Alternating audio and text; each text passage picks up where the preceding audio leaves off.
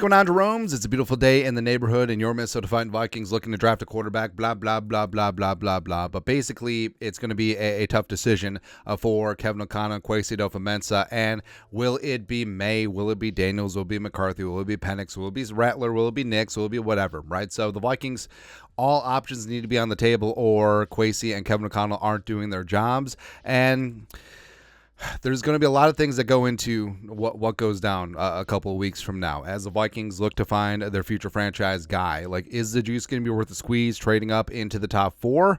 Will the Vikings make that move up to 2, 3, 4, 5, etc., and go get their quarterback of the future? Will they use picks 11 and 23? Will they mortgage the future franchise? Well, it could be a future franchise. I don't know. But next year's first-round pick? Possibly. Or do they stick and pick? Do they be like, all right, so the cost to trade up isn't going to be worth it. We're going to stick with our plan. We still have 11-23. We're good to go there. We can get some rock stars as well as we can grab a quarterback later. Do they go down that route? Now, obviously, like we said, the Vikings need to have an open mind on all possibilities. And so we were going to talk about this, but I feel like people misinterpreted this because of like what Dov Kleiman put out.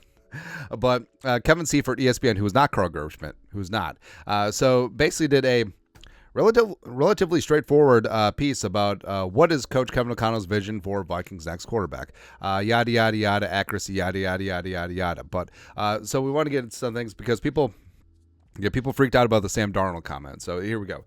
When we enter the draft, General Manager Kwesi adofo-mensah said, we have the flexibility to go either way.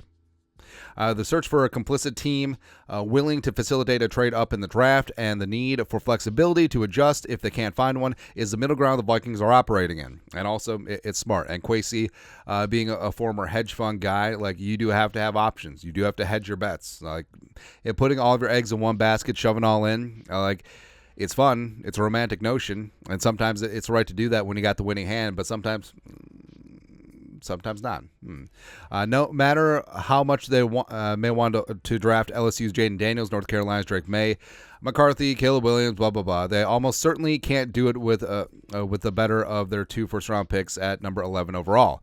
Last week's league meeting, moreover, helped demonstrate the competition they'll face, even if they do find willing trade partners. Denver Broncos, blah, blah, blah, realistic, blah, blah, blah, sure. On the other hand, they've had deep plans to evaluate top prospects via private workouts. They already had a private workout with Penix, already had one with McCarthy, and I'm sure that they'll have one with May and Daniels as well. And they formed the outlines of a structure focused on developing a rookie quarterback. On the other hand, this is where it gets dicey. They're preparing for the possibility of riding with offseason free agent addition Sam Darnold in 2024, and then regrouping with either a quarterback drafted with a lower pick or perhaps a look ahead to the 2025 class. Now, that's where the people freaked out. Where, yes, the Vikings do have to be considering that because, like I said, if the cost is prohibitive, say Williams 1, say Jaden Daniels 2, right? And so there's 2 of the top 4 quarterbacks left. Say the Giants move up to 3, or say the Broncos move heaven and earth. If you were my QB, if they do that, I would love McCarthy or May or Daniels, but I'm not ready to get into an arms race with the Broncos if they want to do that, or the Raiders, or even the Giants, right? So if the Vikings can get up into the top 4 or 5 and get their guy, awesome. But it feels like Kwesi, it's a lot like the Kirk Cousins negotiation. We want you, but at our price. Or same thing with this draft pick. We want you, but at our price. Now, this could all go out the window once the Vikings give up 3 first-round picks and change.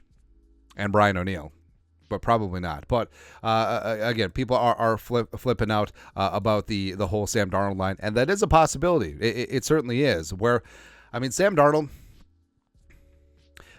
was the number 3 overall pick in the 2018 draft. I mean, Sam Darnold came into the league at 20 years old. He's only 26. He's the same age as Aaron Rodgers when he took over with the greasy grimy Green Bay Packers.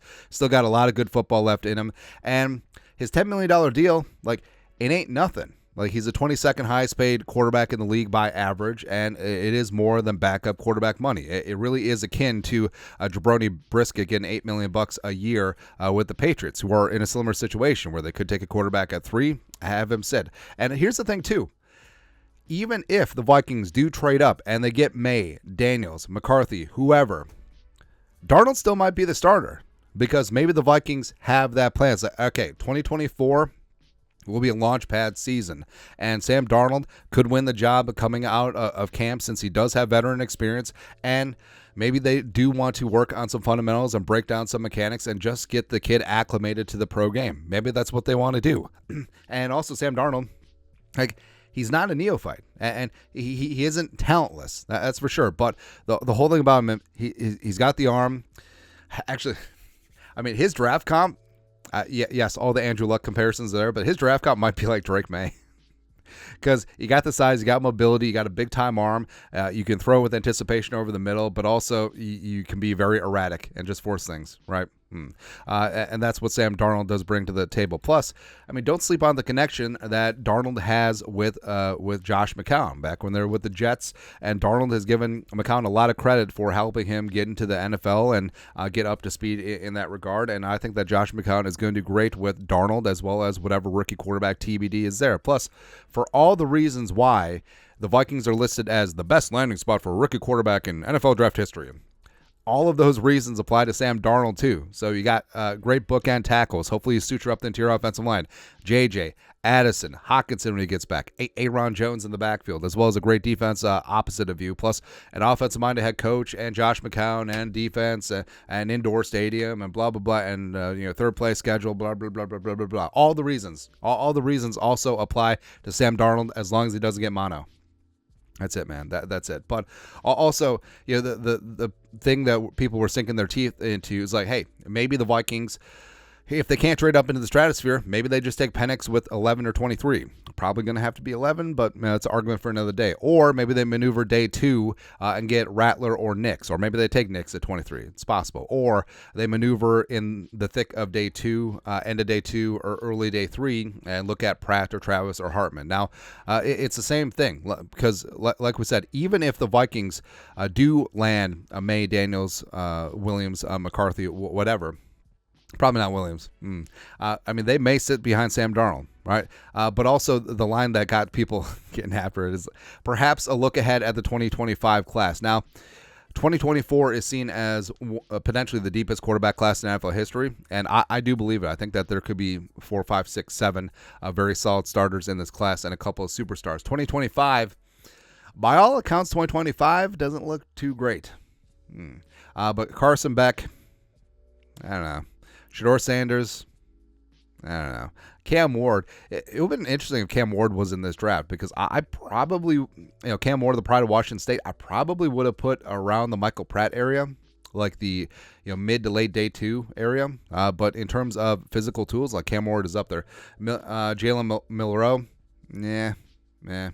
DJ's going to Florida State, sure. Also, how's Quinn Ewers 10? I feel like Quinn Ewers has a chance to be number 1. Also, what about Miller Moss, the pride of USC? Looked really damn good in that bowl game, man. Not saying, I'm just saying. So like I said, I understand that it is the great American Minnesota Vikings fan pastime to freak out about things, but I wouldn't put too much stock into it. Basically, Seifert, who's not Carl Gershman, is saying that they're prepared for every single possibility, and that's exactly what Kwesi and Kevin O'Connell need to do, right? And if it is Sam Darnold, it's Sam Darnold, because I'm not ready to give up on Sam Darnold yet, man. Like, why can't he pull a Jim Plunkett where he goes from a horrible ass situation where Plunkett was the number 1 overall pick back in the day by the Patriots. All of a sudden he goes to the Raiders surrounded by talent and wins a couple of Super Bowls. Sam Jim Plunkett Darnold. One time. But that's it. You guys know what to do. Skull, production value.